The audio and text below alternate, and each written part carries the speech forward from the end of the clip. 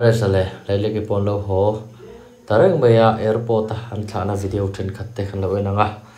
sai lo nu te pon lu le khop don khop meya an thil post atang tele chin unaw te USA mi tam tak te pon ngai lu khop meya story supan post sup meya an khwa har don khop mai mu le hun gan hak le khop mai zel ro sang le lele ke ti in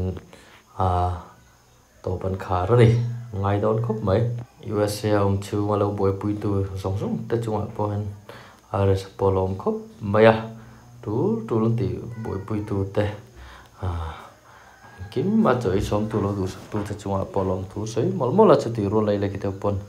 anh lom về khóc mấy tí riết đi story lệ thì ta tí về là trăng hiền anh lom này tí riết ngồi đi cho tí rồi lên Mizoram lama afan stepon ngak le khop maya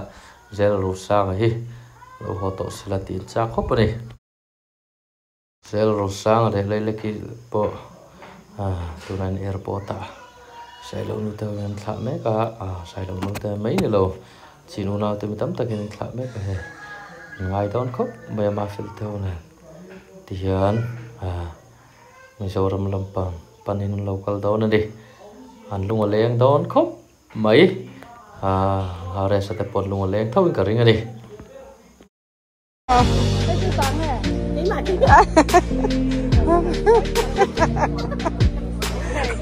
bôi ta chung qua lá rồi cá rồi tao lấy lai rồi câu tàu rồi lấy tấm thực cái mù lệ đón đi thì in anh thả đón ta ring mấy mà phải đi lấy lấy cái té le ares te po Mizoram lama fans te ho po ngak te khop maya ti ruari le puer po ta te hiare ares fans te hian en lo mo ngai po kan ringa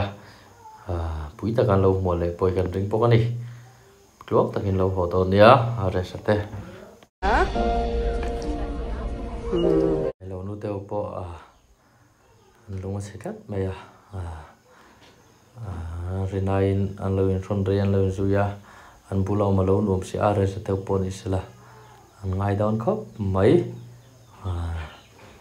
sai lo nu te honen te po tim takin nakina chuan en mule tu ra ngai ang